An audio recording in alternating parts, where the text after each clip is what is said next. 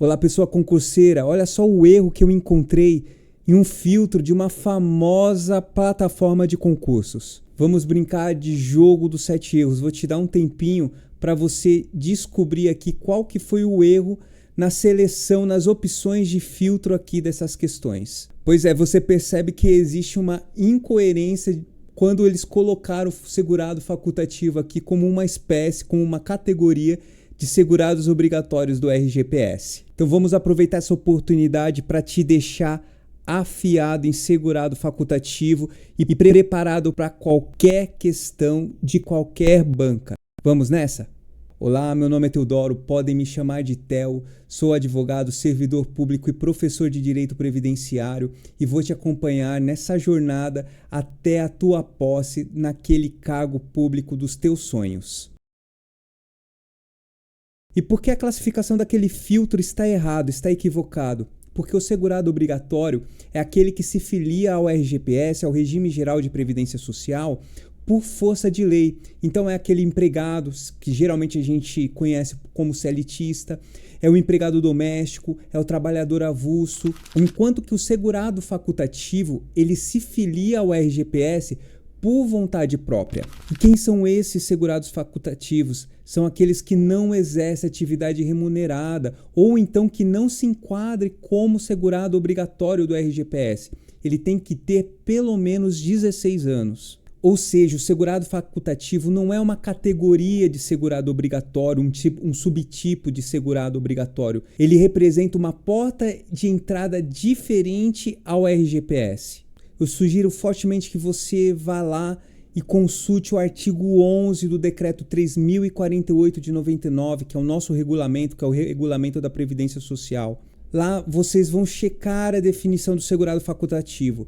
Já o segurado obrigatório está lá no artigo 11 da Lei 8.213 de 91.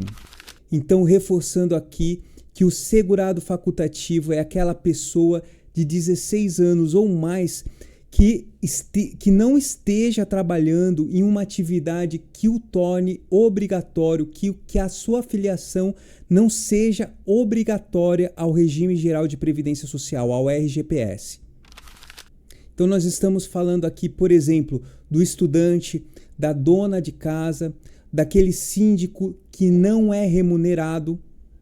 Nos incisos daquele artigo que eu indiquei para vocês, do artigo 11 do Decreto 3048, nós temos ali alguns exemplos de pessoas que se enquadram como segurado facultativo. Agora nós vamos falar de uma coisa muito importante que é a contribuição do segurado facultativo. Quais são as alíquotas que se aplicam ao segurado facultativo? Nós temos basicamente 3 alíquotas. Nós temos a alíquota de 20%, nós temos a alíquota de 11% e a de 5% a depender de cada situação que nós veremos a seguir. Pois bem, nós vamos começar aqui pela regra geral, que é a alíquota de 20% sobre o salário de contribuição.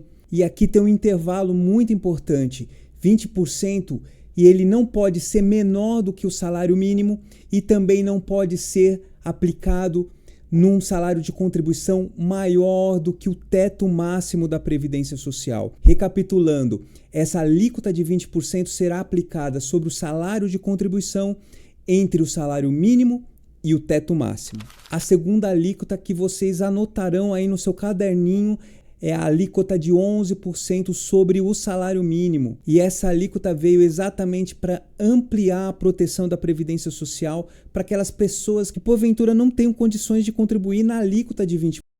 Nós temos que tomar cuidado com essa alíquota porque, antigamente, ela não servia para aposentadoria por tempo de contribuição.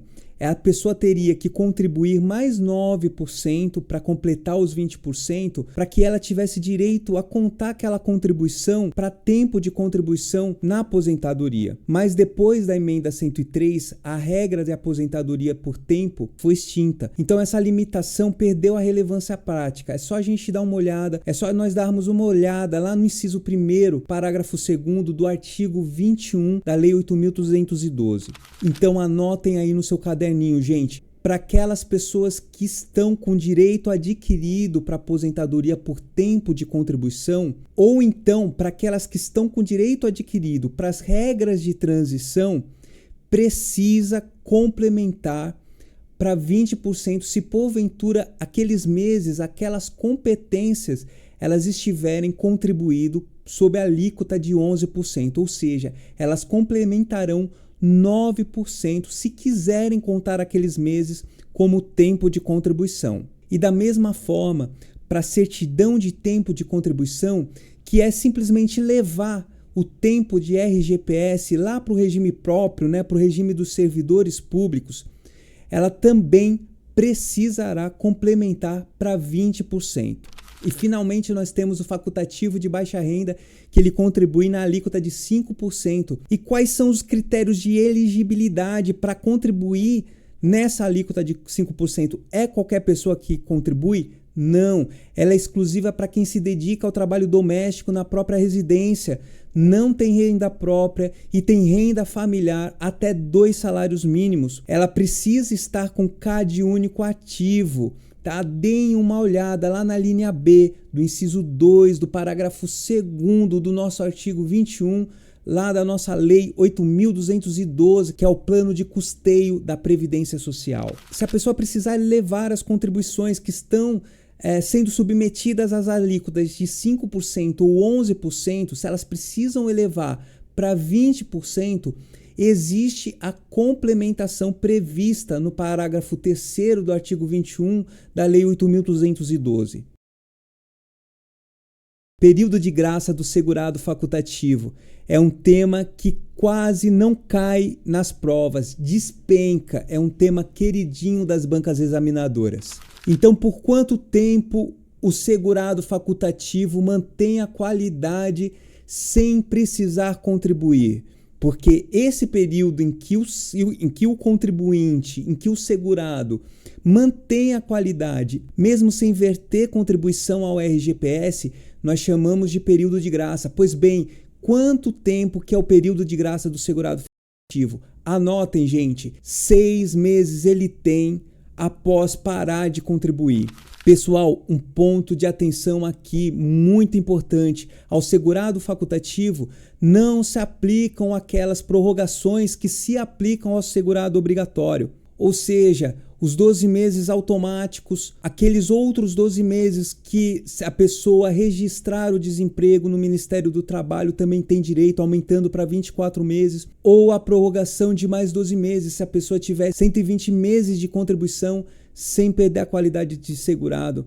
Nós sabemos que para o segurado obrigatório, dependendo da situação, ele pode ter até 36 meses de período de graça, que não se aplica ao segurado facultativo.